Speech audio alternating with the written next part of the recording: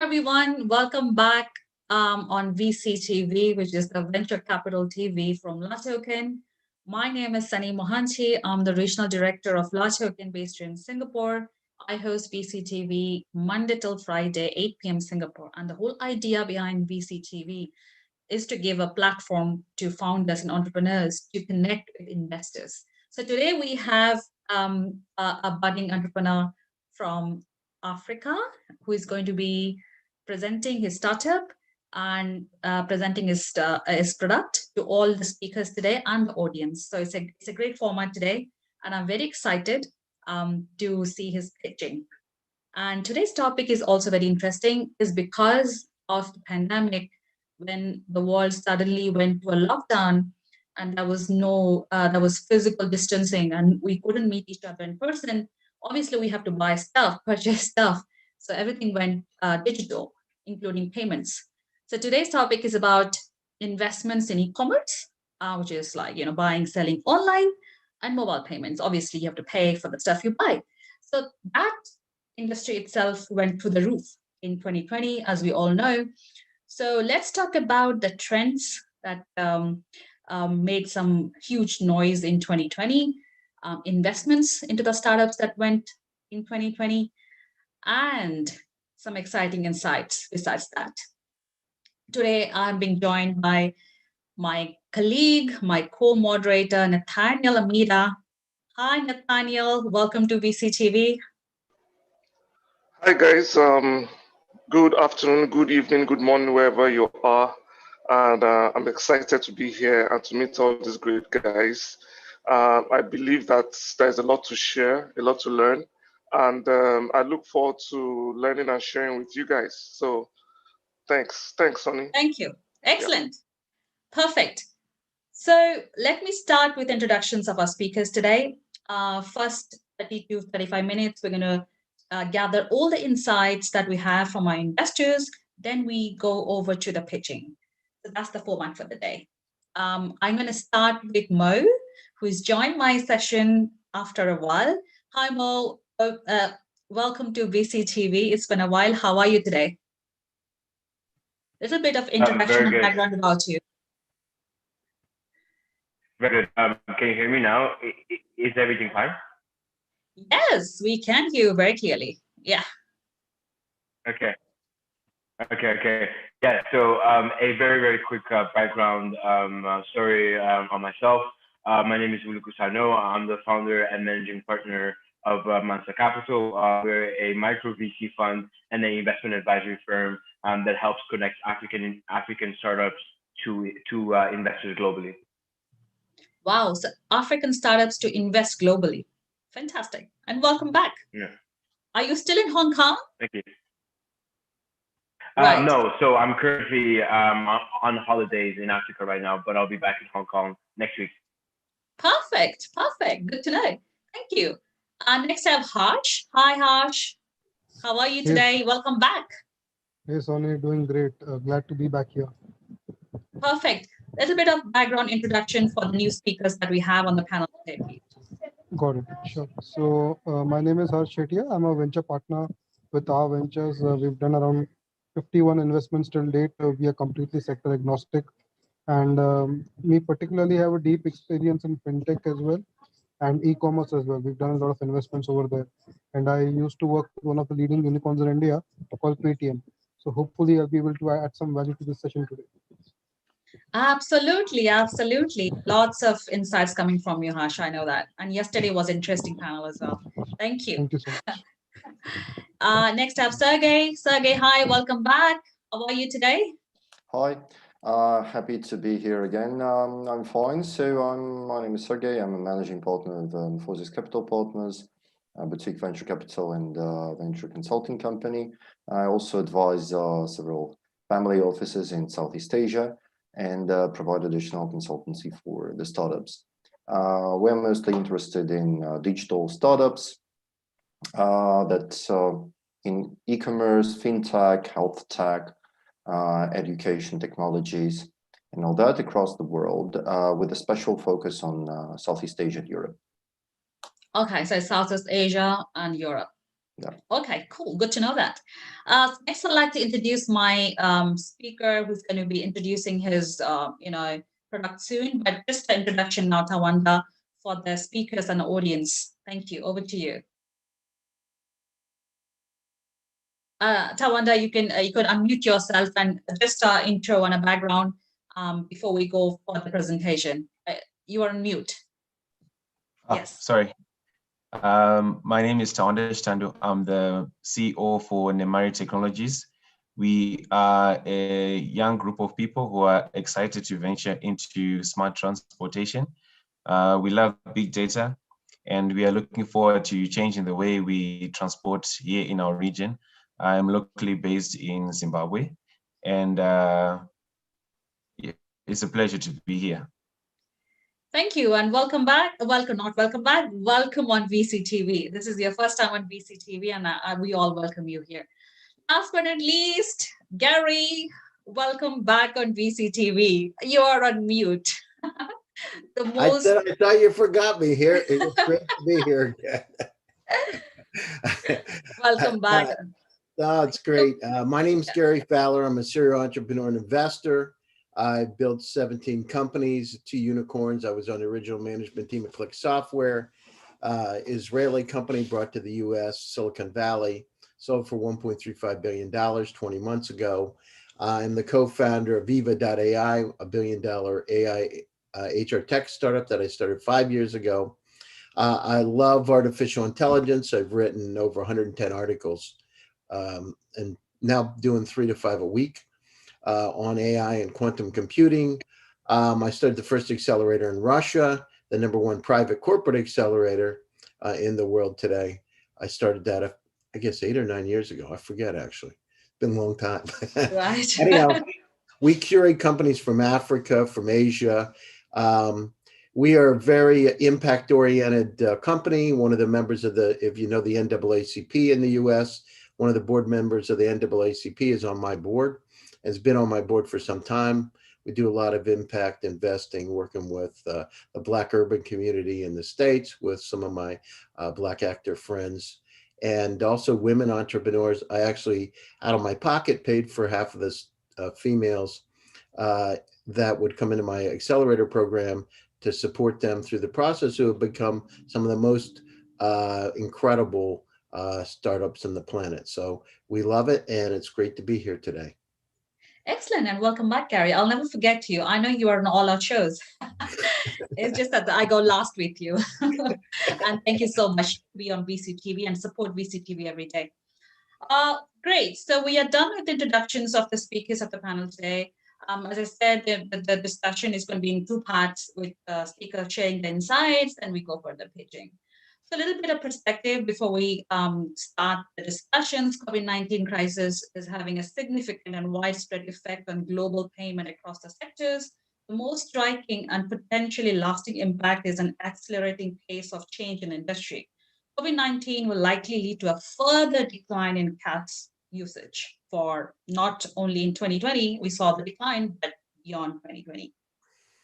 Let's start with some trends, insights from our speakers. I'd like to start with Sergey. Sergey, opening remarks from you, please. Yeah, thank you. Well, yeah, as you correctly said, the cash payments are in decline, and since there is additional risk of touching things, so the cashless payments are in more demand, and especially during the lockdowns, when people avoid going directly to the stores, they prefer to pay online. That led to what we've seen. A lot of banks were revamping their apps because, especially, for example, in Southeast Asia and Europe, the banking applications are very cumbersome and very complicated. So that led those who spend their more time on UX, UI, and everything, they were in an advantage, because just using these applications before was not very convenient. Another thing that we saw, the quicker adoption of paying by card is one thing, but for example, contactless payments by card or paying by your phone was not very popular in Southeast Asia. It's more popular now. But I think what we should pay attention to in this case is how exactly e-commerce drives mobile payments. Yes, we've seen a growth in e-commerce, but as some malls are, opening and everything, so we see whether e-commerce are declining or not, but mobile payments remain stable. So which means that while we thought that they're very dependent on e-commerce, of course, people prefer to pay on stores without cash, which is important. But we need to keep in mind that all mobile payments startups, and there were, a lot of emerging startups in this space. So a lot of mobile payment startups need to pay attention to how exactly they're gonna get customers, because a lot of mobile payment startups were launched by under corporate VCs, so it's under corporate umbrellas. It's just almost every telecom provider wanted to have their own mobile payments and all that, providing points. So if you launch another mobile payments application and another mobile payments project, you need to pay attention to your channels. How are you gonna distribute that? How are you gonna get the clients? Yeah, totally agree, Sergey. Just have to, this is a very crowded sort of space already. So many payment providers in the space. So Yeah. you have to be unique in a way to acquire those new clients, to sustain in this competitive field. Thank you so much for that opening remarks. Next, I am Harsh. Hey, so definitely, as pointed out by Sergey, right, payment space can really get very diverse in terms of what can you do over there, right? Most of the banks are kind of operating with very legacy systems, and that is why we need a very unique kind of innovation in this space, and it is ripe with opportunities as well. So even though we have lots of payment service providers already, we already have PayPal. Still, we recently had Stripe turning into a unicorn this year. You have companies like TransferWise and other companies who are doing really brilliantly well. So there are lots of opportunities in terms of making the payment process simpler, especially in terms of there are several specific sectors which I see a lot of opportunities in, particularly the cross-border payment facilitation, as well as trying to make it more simpler. Contactless is one of the things, but that's not really the biggest one. The other opportunities would be how to kind of make it digitally, how to make the digital transfer much more smoother, especially since the existing banks, they charge a huge transfer fee, sometimes going up to 3% and even 4%. That is where that leaves a huge margin for payment companies to come and innovate and kind of bring these legacy banks out of their lethargy. As simple as that. And e-commerce definitely has grown a lot over the last year, but e-commerce is divided into multiple segments. One is obviously the marketplace model, which we see in Amazon. Then we see the private e-commerce that we see in Shopify, where each of the sellers have their respective individual stores. And the recent trend which has been picking up for social e-commerce, which in the form of in China there is Pinduoduo, in India you have Meesho and other social sellers. So e-commerce is just not plain vanilla e-commerce. There are three major segments in which we can divide e-commerce into, and it's very interesting to see how the other sectors, especially social e-commerce, how quickly that has been booming. So I definitely see e-commerce heading towards that direction and lots of growth happening over there. Yeah, and yesterday you mentioned our Flipkart as well, remember? Exactly. Talking about payments, before I go to Gary, ride-hailing services is a startup owned by Tawanda. He's going to share. I just have to share that Grab and Uber, they've also moved into payments. We have GrabPay over here in Singapore that I use. Thank you so much. Gary, over to you with the opening remarks, please. Thank you. Yeah, so it's this COVID crisis has created an incredible opportunity. I mean, look at online sales around the world have dramatically increased, and I I don't know about you, but now if I do use cash, many times I say keep the change because I think it's like Russian roulette when I get the change, especially if it's less than 50 cents. It's okay, here's a tip. So our world has dramatically shifted. Although, when I started one of the first e-commerce consulting companies in the world out of Silicon Valley back in the late 90s. So I've been in this stuff a long time. We built some of the major websites or were involved in the construction of places like Walmart.com. So I've been around this environment for some time, but look at where we are today. the changes that are taking place, things like voice command, omni-channel marketing, mobile commerce. Think about it, 73% by the end of 2021, 73% of the commerce transactions, e-commerce, will be done by mobile phones. That's incredible. And at the same time, companies like Amazon have really focused on sustainability. The goal of Amazon by, I think, 2040 is to have zero carbon emissions. So we're moved into an entirely new environment. But at the same time, areas like hyper personalization. How can I really feel and get closer to those kind of products? How do they understand what kind of things that I want at any one point in time? So AR and VR, so we can go in and inspect the product, do a 360-degree view, walk through, cars, I mean, you name it.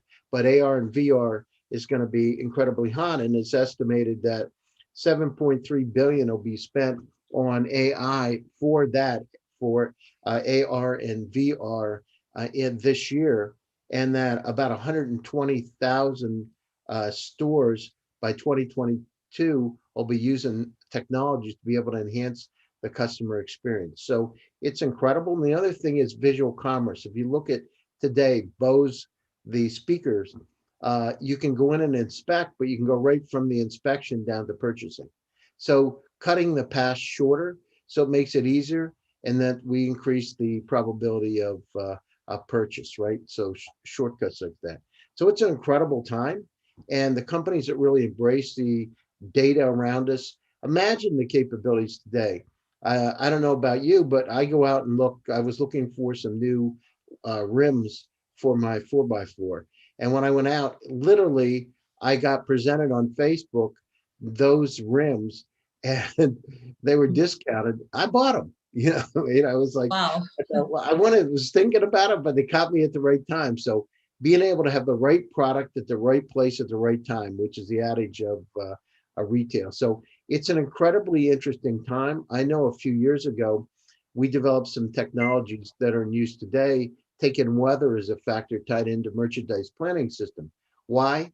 Because your weather has a dramatic impact on the types of products you purchase. So imagine on an online experience, being able in a specific city, in a specific part of the city, being able to present products that we understand are influenced by weather. And it's not just umbrellas, there's a lot of other behaviors. So, cold weather, warm weather. So it's interesting. So we're in an incredible time, and data is the key. Absolutely. Data is the king for sure. So much data, big data out there. So talking about mobile payments, talking about payments in general, talking about e-commerce, mobile commerce, I think that space is very crowded. I mean, technology obviously has a lot to play, but every day I have a new startup reaching out to me with an app to buy and sell product, which is mobile commerce. And we see payment players, other players, ride-hailing services moving in the payment space. So for an investor, I would like to know what are some of the best practices you follow when you have to invest into a startup which is already very crowded and already very mature, so to say. It's not something new that we are seeing today. Sergey, would like to start from you, because we already have a startup here who owns ride-hailing services. For him, he would also like to know what is that factor that makes him different from others before he's going to raise money or reach out to investors. What usually investors look for in e-commerce, like mobile payment startups, is, like I said, first of all, is your partners network. Because without strong partners relationship, you won't be able to quickly implement these mobile payments into existing systems. So whether it's going to be proprietary, is it like one bank or one telecom provider, or is it like more diverse? How exactly you're going to achieve that? So first is partner network in terms of connectivity to the platforms.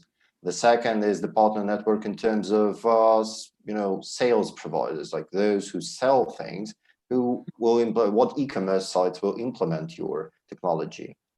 The third thing would be experience of the team, whether or not they have experience in mobile payment financing and everything. If these, for example, do they have experience in mobile technologies?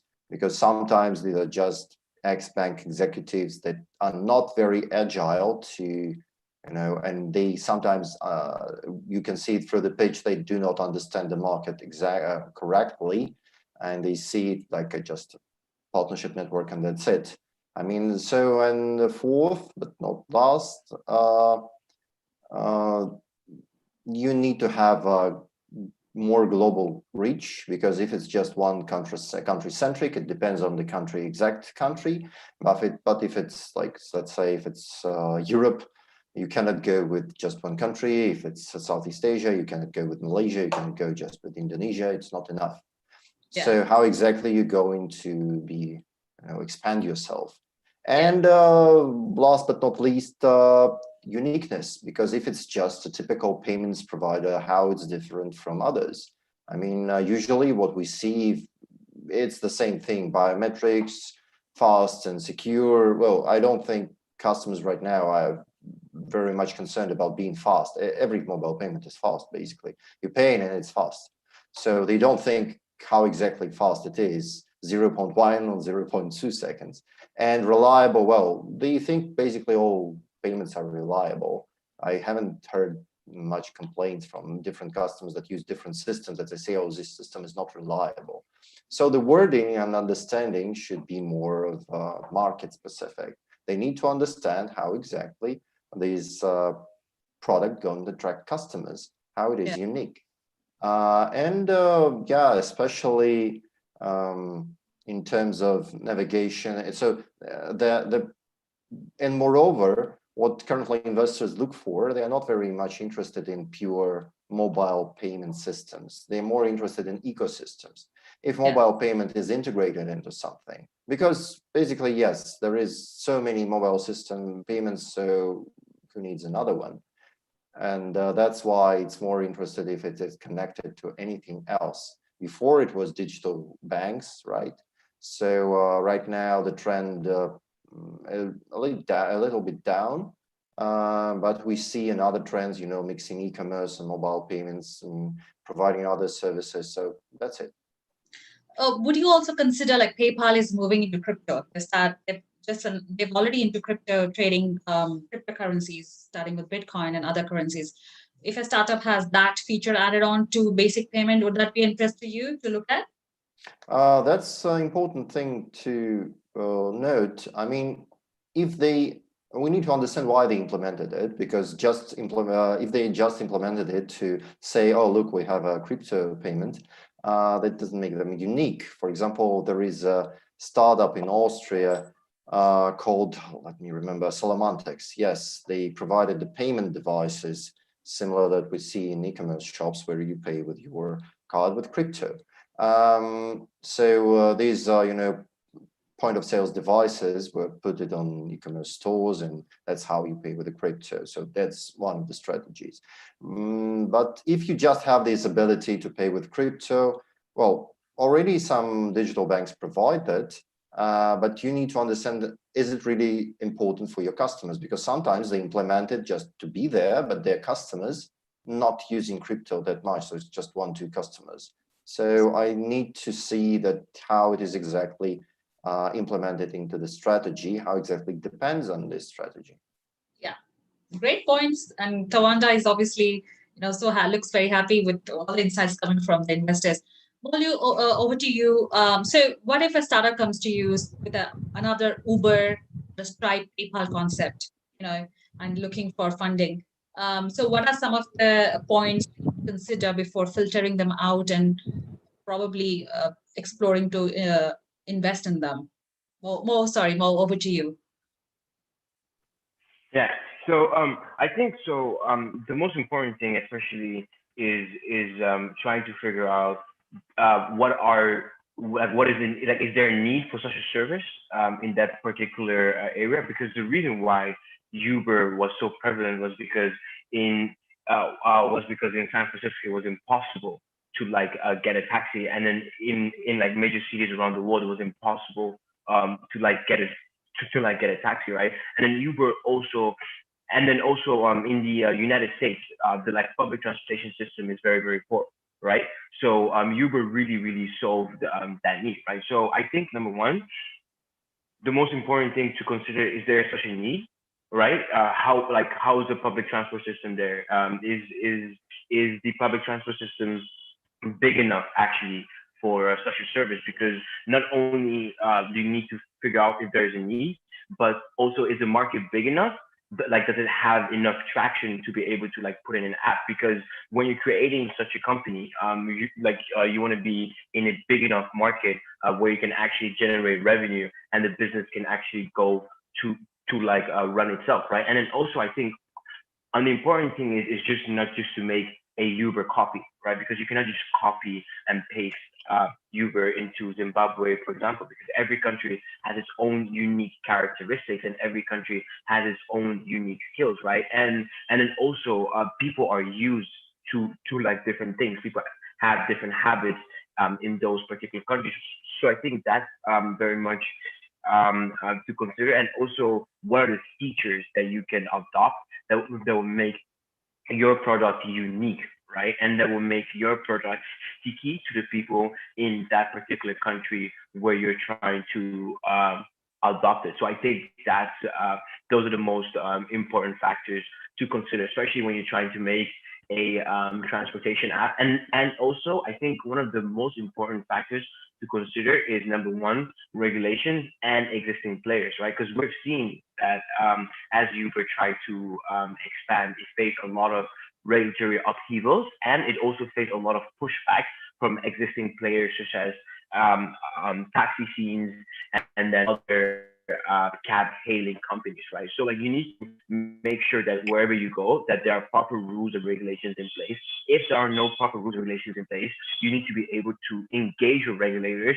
and you need to be able to make your solution won't just be shut down tomorrow. And you also need to make sure that you're not stepping on any toes, right? Like you need to be able to work with existing players, and your solution should not just be the end all and the be all, but it should be an added solution to what's already available. So I think those are the most important factors. Very good points. I totally agree. Uber was born because of a problem statement back in the days, and they have this first mover advantage, I guess.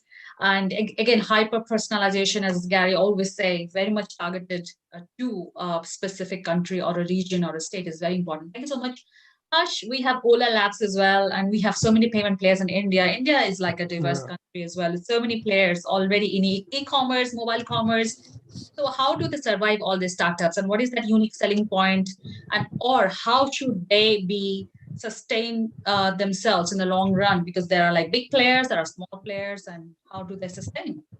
Yeah, so fintech has been crazy booming in India for the last 5-6 years, ever since the demonetization which happened, right? So fintech has been the really booming sector. However, an important thing to note is when I used to work with Paytm around 5 years back, the amount of competition we had in the market was a lot. And right now, there are only 2 or 3 names which are turning out majorly. So this is coming back to the point which Sergey mentioned, right? There are tons of apps in the market, right? Unless you have that unique USP, which differentiates you from the other players, it's going to be very difficult to survive. So the same thing came over here as well. The largest player right now is obviously Paytm, which is not just which originally started as a payments app, but now it's a super app which has all the apps in the country, and you can use it end to end across different channels. The other one which has survived is BharatPay. So the what unique thing about BharatPay was it added a unified QR code where you don't need to have another BharatPay account, but you have a QR code of any company and you can facilitate the payments, right? So that's how you need to identify that unique thing which makes it different for you compared to the competitors. That's the only way you're going to survive. Else the competition is so ferocious, it's going to be very difficult to kind of keep up. At the same time, it needs to be very localized as well, because what happens is not only are the regulations of each and every country different, even the mindset is different. So for example, excuse me, in India, the QR code is a huge success, the way the QR code based payments worked out. However, at the same time, the QR codes completely flopped in the US. So if you take the same QR code in the US markets, it won't work. So that's why it has to be extremely localized in terms of the mindset of the understanding what the customer mindset is and design your product accordingly. Even the user experience, the way the customer accesses the app on the phone has to be very localized and very specialized, because there is a specific way an Indian would handle his app compared to the way an American or a European would handle his app. So Yeah. that is why we cannot have a single global solution. It has to be highly localized. And that is why it becomes crucial that the market should be big enough to kind of justify the existence of an app. Yeah. I think QR code is a big hit in Singapore as well. We have QR codes everywhere, like India. Yeah. So I would like to know from Gary why QR codes, which is very convenient, are not very much liked by the Americans, maybe. Gary. Sonny, I just want to say a couple things. So let's look at from a technology perspective, because we have different, hindsight, they say, is 2020. Not that 2020 was a good year, but if you look at it, just think about it. So in 1990, the first search engine was made called Archie, and Veronica in 92, InfoSeek in 94, Yahoo in 94, WebCrawler in 94, Excite in 95, Backrub, which became Google in 96, and then finally Google in 1998. So what I'm saying is, it was a crowded space with search engines then, and Google didn't come out to 8 years after the fact. So you got to understand, it doesn't, the first mover advantage. So people say that, but honestly, being from Silicon Valley and having been involved in a lot of companies, it may not think about it. Look, MySpace, where's MySpace today? They're gone, right? I mean, they're not, there's not much to them. So one of the challenges with being a first mover is that you spend a lot of money educating the audience. And the second mover, third mover, fourth can take advantage of all that money you had to spend to educate them. So it's not necessarily the case. So that's door number one. So the situation is, what I would do as a startup is look at ways that you can get the information back to the customer and respond to that hyper personalization quickly, like dynamic pricing. You need to be able to respond. You need to enhance the experience for the customer. Look at Jeff Bezos, right? I mean, they talked about him, and he was on, it was kind of funny because they had doors in Amazon. They would take doors off, regular doors they would buy at Home Depot, and they would use those as desks. And he said, I'm going to dominate. And he was a bookseller. Now look where it is today. So we each have an opportunity, but you need to think differently, and you need to think about global. So I think Harsh was talking about the localization. Absolutely. You want to do things for the local environment. But the key is to, whatever you do, is to understand that customer better, what kind of buying patterns they have, and to make use of that data to come back with a customized solution for them. Ease, make it easy for them. Excellent. Thank you so much, Gary. So Great. just one point Yeah. I would like to add, the point which Gary mentioned, right, about the dynamic pricing. While it is an accepted practice in US, the Indian government in this 2020 e-commerce draft proposal has banned dynamic pricing. So that is how interesting it becomes to understand how the markets across the world are different, and how you truly pinpoint how each and every country operates, how the buyer operates, and how to work according to that. That's very crucial. Yeah, so the Yes. localization and the understanding whatever the local laws obviously are important.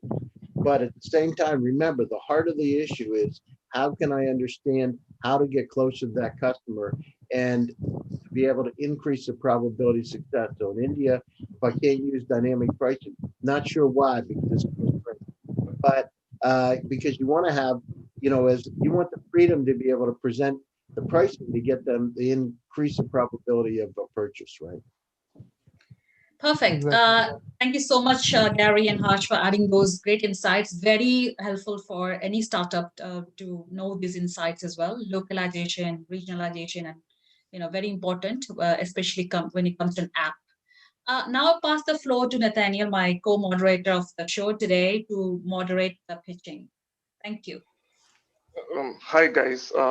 So I think Harsh and Gary made some really valid points about local adaptability to businesses. The fact that a project is a success in one region doesn't make it a success in another region. And I'd like to make a case for some projects in Nigeria, ride-hailing projects that started, and quickly in no time they integrated mobile payments. And these mobile payments you could use for transactions in restaurants or in stores and all that. And they were growing pretty fast. They went into different other sectors, and in the end, it was due to the COVID-19 situation and a government regulation that banned especially the motorcycles from operating in parts of the city, and the whole project just came down. And because the ride-hailing side of the business was affected, it affected the mobile payments, it affected other areas and other sectors. So it's very important, like Harsh said, to understand the local laws, the what's guiding the government's laws and all that, and understand the mindset of the people. And you have to be deliberate in that regard. And I'm excited to see that, and I hope that African projects will be able to take advantage of the fact that they are no longer first-time movers or first entrants into business. For example, you've learned the mistakes from or the lessons from Uber, Grab, and all these ride-hailing apps, Tawanda, and then you'll be able to take those lessons learned, apply it to your own project, and scale up and take it to heights that people have not considered. And be global in mindset, but be local in application. That's my take. And I don't know if Mu, you have something to say about how African businesses should approach. I think, Nathaniel, it's time for Tawanda to start his presentation. We're just a few more minutes left. Tawanda, over to you, please. Do you have a presentation? If I could just quickly just add. Sure. Yeah. If I could just quickly just add to Nathaniel's point, I like agree wholeheartedly with what he said. Is be global, is global in like application, but like local in execution. I think it's very important to like look to the outside and see what's happening outside and take the like best practices, but like most importantly, the main point is how can you implement those best practices to local conditions and actually hyper localize your solution. And the point that Nathaniel made was about this tech company in Nigeria called Opay, and they try to do too many things at the same time. And that basically shows you that you can't just copy and paste anything. And I think the most important thing it shows you as well is you can't buy market share, just like in the US, for example, where they believe it's growth at all costs. So I think the two most important points, especially in regards to the African context, is number one, taking the best global practices and applying it locally, and number two, figuring out how you can use these best practices, right, and make the perfect app for local use. Thank you. Just wanted to quickly add that point. Yeah, sure. Thank you.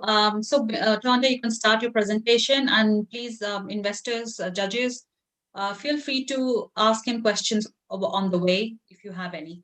Over to you, Tawanda. Okay. I'm seeking permission to share my screen. Is that okay? Yeah, sure.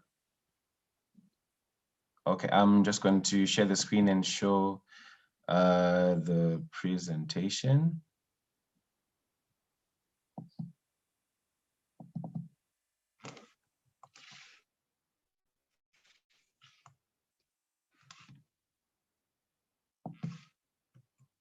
All right, so our project is entitled Share Right.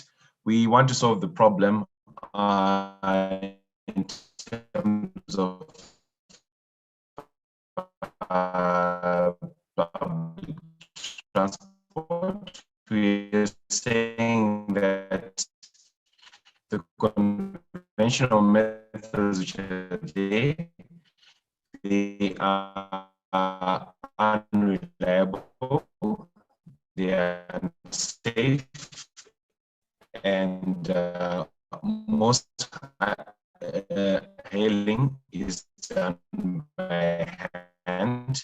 So conventional methods, the transport that is used mostly is at most ×5 ride-hailing services, and for the public, the public tried this problem, and then we came up with a solution to use the blue ocean strategy, where we want to use algorithmic technology. We're saying that we want to use technology in terms of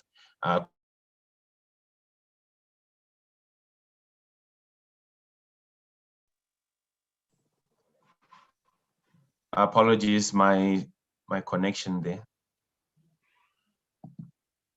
Okay, are you going to share again?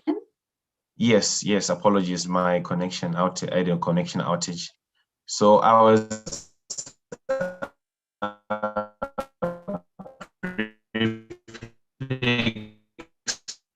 explaining how ride sharing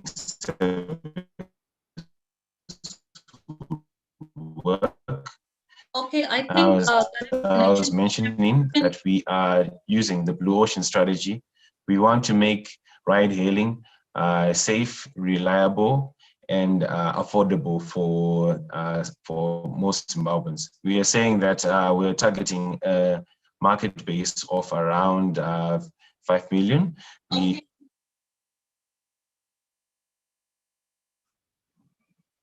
Sorry? Tawanda, are you there? Hi, Tawanda.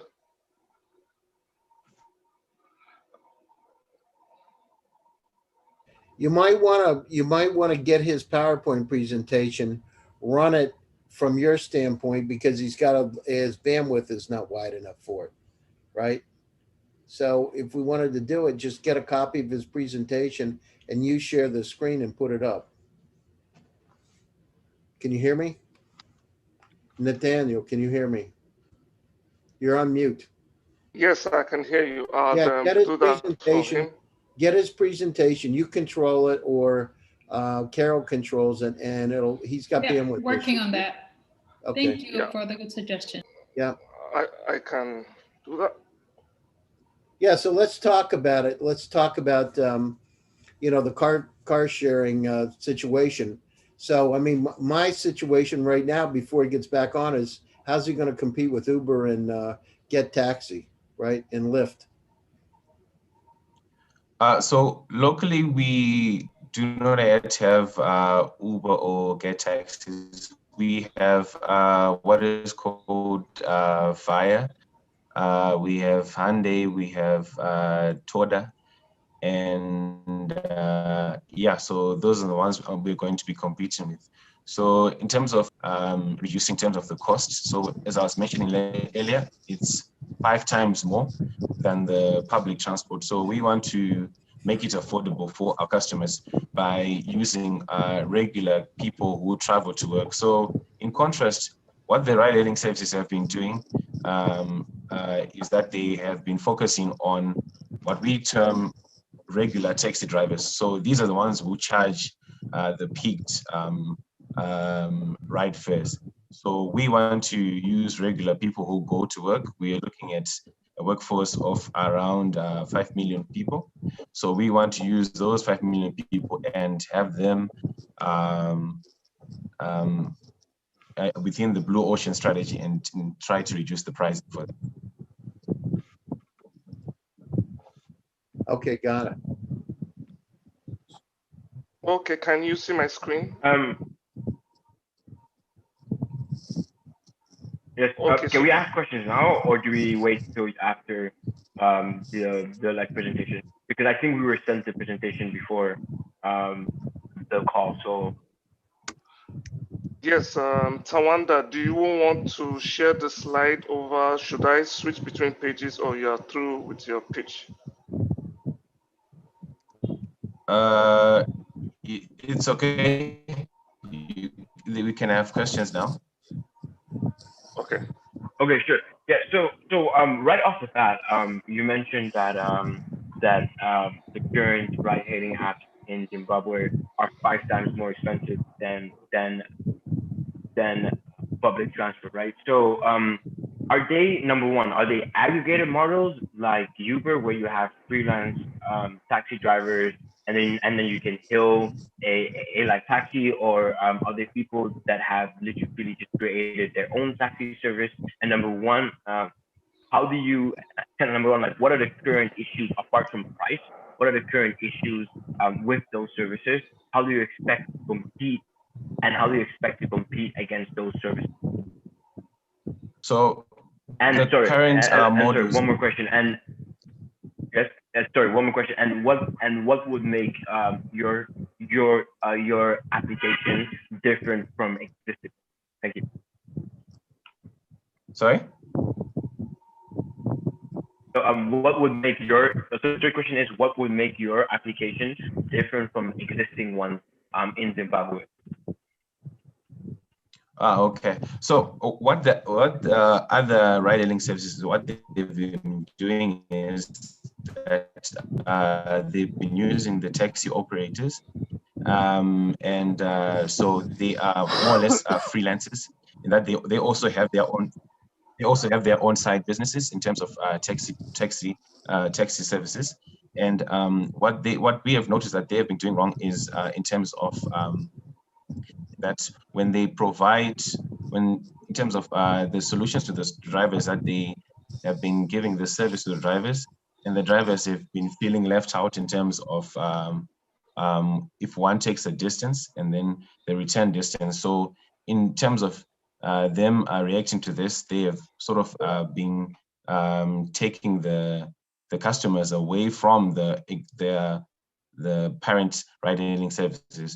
So we want to solve that problem by focusing on regular people who go to work, and then they want to make extra money when they're doing their returns distances back home. And so we are covering on that point. And then another point was most ride-hailing services, they do not have what we call as monthly subscribe bundles, such that making it cheaper for use in terms of data services. So regular Zimbabweans have been finding data services a bit steep. So we want to create a service whereby they can use the monthly subscribe hail the service. And then we also want to have a sub connection with use of WhatsApp, that they can also use WhatsApp to hail a service as well if they are unable to focus on the data. And there was another question that you had in terms of what would be the uniqueness. So the uniqueness is a combination of affordability, uniqueness in terms of safety, because what a large population of the country has been doing is that they have been commuting using illegal commuters, and there have been incidences of safety risks, safety incidences. So we want to do a campaign in terms of converting those customers towards our ride-hailing service and having the safety feature in place. Tawanda, when you say that the uniqueness is in affordability, that just means that the price is going to be low. Am I right? Yes, yes. Okay, so if you just keep the prices low, and that's your basically the only unique selling point. Another one is safety, but you kind of need to prove that. But if you just provide the low pricing points, it's just I'm afraid it's not a strategy, simply because with the lowest prices, you won't be profitable for too long. I mean, and that's another problem for all car sharing companies, because as they usually cannot sustain this business. As far as I know, most car sharing companies, they also, part of a huge internet conglomerate, or, other businesses. If you have, Uber, then you have, other businesses in Uber. So in this case, how do you expect, if you say that the unique selling point is affordability, which means low prices, when exactly do you expect, at least break-even point? Or if not break-even point, how are you going to provide exit for the investors? Okay, so we are focusing on making the ride-hailing service affordable. And part of the strategy is to use instead of focusing on just using one customer having the ride, you're saying we want to have scheduled and unscheduled trips where we have people sharing a ride. So we are basically just modernizing an existing model that has been used, which has not been put on a technological plate in terms of the way people are hailing their rides. So the traditional method is people are hailing their rides, but there is no enforcement of technology. So the share ride concept is such that more people are in the ride. That's how we're going to then reduce the cost. So we are hoping that the break-even point will be reached probably in a year's time. Yeah. Can I ask a question, Tawanda? How do you understand Yes. how your market in Zimbabwe is?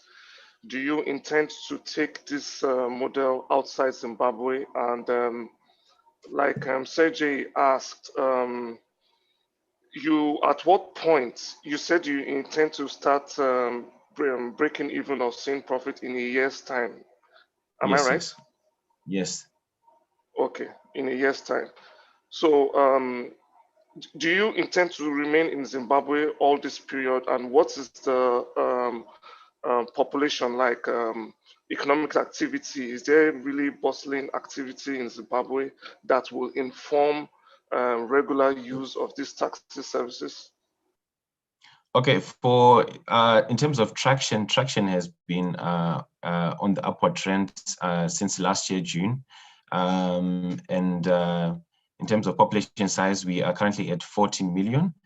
And in terms of expansion to outside countries, we are hoping to expand to outside countries. And with our increase in revenue, we are hoping to then adopt other technological models such as use of electric cars, and if based on the particular country where we want to expand in, and trying to understand the people there, we also then want to use other forms such as scooters, motorcycles, based on how people react to those models as well. Okay, the question is how big is the population? You mentioned the population in Zimbabwe is 14 million. How many of them use mobile devices, advanced mobile devices that will support this kind of app, and how ready are they to use it? Okay, statistics from the service providers, you are looking at around 4 million people who are using, who are subscribed to their platforms.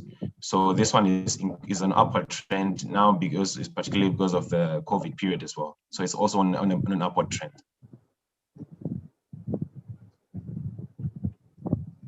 Tawanda, Harsh, I had a couple of questions.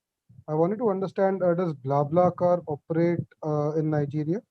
BlaBlaCar is one of the leading ride sharing platforms in the world, ride sharing, carpooling, whatever you call it. That's one of the questions which I had. Additionally, I wanted to understand what is the unique defensibility, as in there is nothing. I'm trying to understand what is so unique and different about this that stops any other company to start this in Zimbabwe itself. That's the second one. And thirdly, how do you plan to employ the cab drivers, right? So across the world, this has become a raging issue that if you hire them as contractors, then there are lots of other complications that are having, right? So what's the how you plan to employ those drivers as? And the fourth one, which I want to ask was, what is your business model like? What's the revenue model like, right? Are you going to be charging like 20% over and above, or do you have something else in mind? What's your business model approach? Sorry, I didn't catch the first one. You said black card. BlaBlaCar. So BlaBlaCar is a French ride-sharing company. It's one of the leading companies in the world which is already operated in this space. So you mentioned that Uber is not there in Zimbabwe, right? So is Yes, yes. BlaBlaCar or any other ride-sharing company operating over there? No, not yet. We have there's Uber in the neighboring country, which is South Africa. Okay. Right. So Yes. for you, BlaBlaCar is going to be a good model to emulate. Probably you can have a look at that and understand more how it operates. So Okay. Yeah. how about the remaining questions? Can you help me with that? The other question was Yeah. on, sorry. Can you repeat the question, Harsh? Because I think it Sure. was a little bit fast. So Sure. probably he No couldn't worries. catch. No worries, no worries. So my second question was, what was your unique defensibility? What is stopping someone else to start this, right? Normally there has to be something unique which you possess, which other people don't, which kind of helps you to be the main person who can drive this the best, right? So what is that unique quality about your startup, which probably other people will find it difficult? So that's the first one. I think yes. Mhm. Yeah, so that I was the think the first. unique thing, Yeah, carry on. Yeah, yes, I Tawana, think the go ahead. unique, okay. I think we have also been pondering on this question as well. It should be Paul Bouquet from Y Combinator. He was saying that you have to launch fast and try to identify how best you can serve the customer. And for us, we're saying it's not difficult to start a ride-hailing service in terms of creating an app. Anyone can create an app. So uniqueness has to come from the benefits that come from this business model as such. So we are trying to bring the most to the customer in terms of the share ride concept. And we are enthusiastic, we're excited, and we want to launch fast. And we want to expand and then adopt further models, including the electric scooters. And I've also catched up something on mobile payments as well. So we're also hoping to look into things like that. And you had another question? Yeah, we have to move a little faster. Mo also has some questions. Okay. So what's the next So question, Harsh? I have just So just a quick question, like what is the market size of the potential ride-hailing population in Zimbabwe, and and where are you with funding thus far, and what is funding landscape like in Zimbabwe? I'm not too familiar with it. Are there any VCs, or are there any accelerators, etc.? So for accelerated programs, they exist. There are a number of startup incubators which are there, and there are some venture capitalists which exist as well. In terms of programs, they've been a bit delayed because we have just started being experienced in the second wave of COVID as well. But they exist, and we, yeah. Hello? All right, sure. Harsh, what was the last question, please? Okay. Yeah, the last question I wanted to ask was, are the drivers going to be contractors, or are they going to be like company employees? Because that's one of the leading issues across the world for these kind of platforms. That was one. And what's your revenue model like? These two are the last ones. We are going to be using partners. We're not going to be hiring employees. We've seen the troubles that Uber has had regarding employees, and so we're going to be adopting them as partners, because they are also going to be companies where they work. So they're going to come on board as partners. Okay, and your revenue model, please.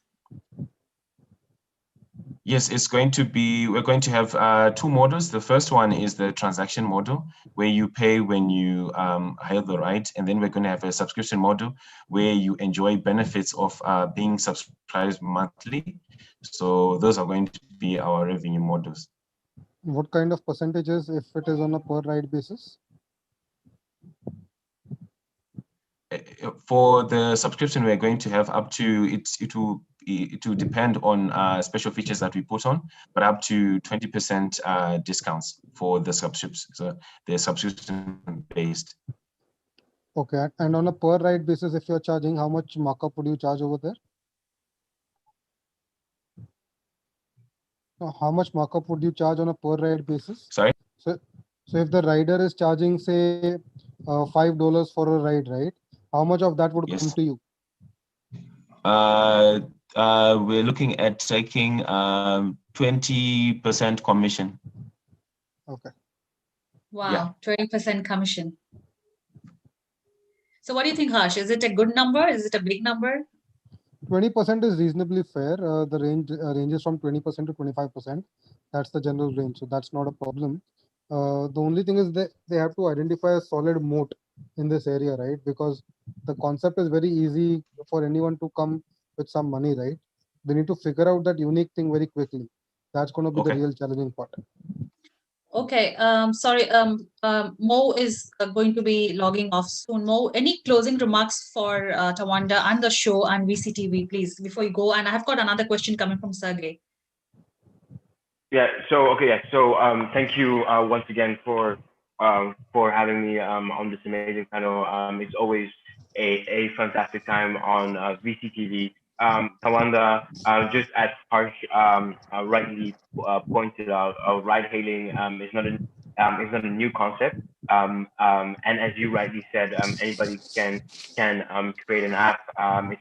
It's not too hard to create an app. So I think the most important thing is to find a good moat, and find unique features that differentiate you from the current applications that are currently in the market. I don't think you can really rely on price, because pricing is just a matter of just removing a couple of dollars off the price. So that's not really a strategy. Like, try to find something that will really differentiate yourself. Perhaps maybe if it's in your features, perhaps if it's in the number of routes, perhaps if it's in the speed of getting people from point A to point B, right? But good luck.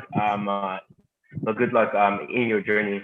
And once again, thank you so much for having me on this amazing panel. Bye-bye. Thank you, Mo. Before you go, Right, we can connect you with Tawanda on another session, another episode of VCTV, because we had some hiccups in terms of technical issues today, but we're happy to connect Tawanda and yourself another time. Thank you so much for your time and insights, and look forward to have you again on another episode of VCTV. Take care. Thank you. Sergey, over to you, please, with the question. Yes, I'll try to do, it's not a question, it's sort of a closing remark. Okay, so I'm going to give this feedback. If, unfortunately, if we were presented this kind of opportunity, we would turn it down, simply because first of all, it's just one country centric, so we cannot see how you can expand to other countries. It's a very traditional model. There is nothing new, nothing unique about it. You'll have to spend several years educating the market, simply because there are not enough ride sharing apps. And there's a reason why there are not many of them, simply because the market is not developed enough. They were interested in other African countries, right? So you will develop the market, you will educate the people, then the big player will come and buy your company probably for peanuts, or not giving your investors enough return. And investors want to see how your company can grow to, $100 million valuation, $500 million valuation, but that's not possible in this market. And you cannot give them back the money in terms of cash, because you're going to be break even just in many years to come. So I really advise you to either think of another idea, to either provide some kind of a platform for ride sharing, or you're just a software provider, not the car, just selling the software. And another thing is 20% for such markets is too much, because riders are not ready to, give away this many amount of money. There's a significant amount of money for them.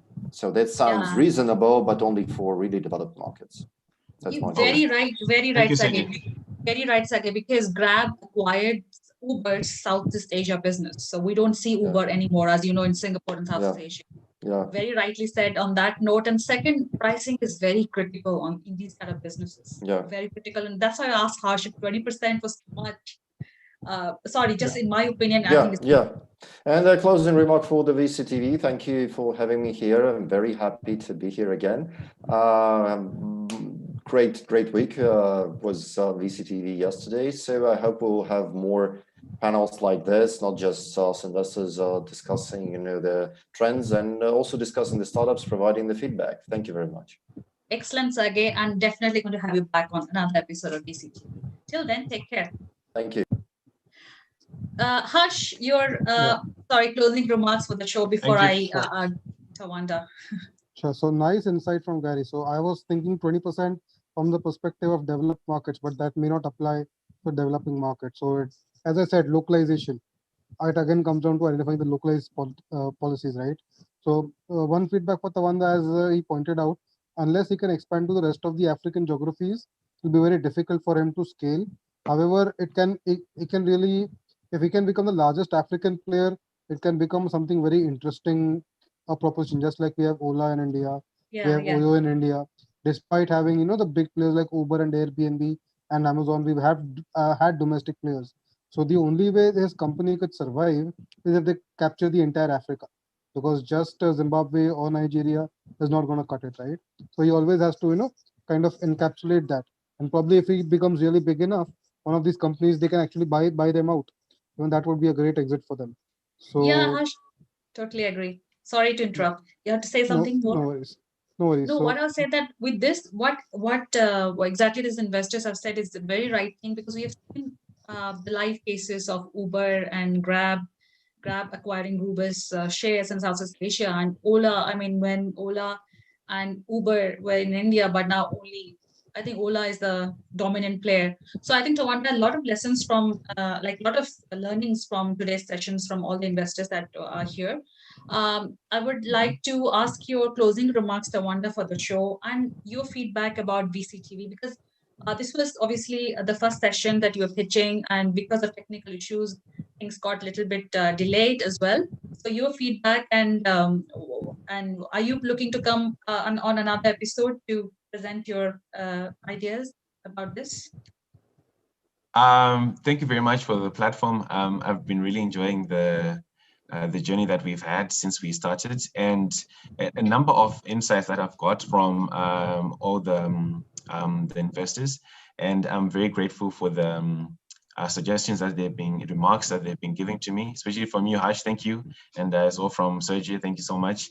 And we're hoping that we can get to sit down with my team and go through them and see how best we can move forward from now. And thank you so much. I would really like to appreciate you all. Thank you so much. And Nathan, any last word? I'm really happy, Tawanda, that you took every bit of what everyone had to say. I know that your business, no matter how little, has prospects. You only need to work on the final details, dot the I's, cross the T's, and understand the market. I believe that you can adjust those few things and look for unique selling points. Things like you said in the Godfather movie, an offer you cannot refuse, an offer that people cannot refuse, and then come back and pitch again to the investors and let them see that you have evolved and you have taken in some of the feedback and you have updated your business plan, your processes, and your revenue model, especially your revenue model. And I really look forward to seeing you before long and more African projects. So thanks for your time. Thank you so much. Thank you, Nathan. Really good wise words from Nathan. You have to work on your revenue model at Tawanda. Even I'd agree to that. Thank you so much for viewers for watching today's episode of VCTV. We come to the end of the show. I'm going to be back tomorrow with another set of speakers, another topic. Till then, keep watching VCTV. Take care and stay safe. Bye-bye.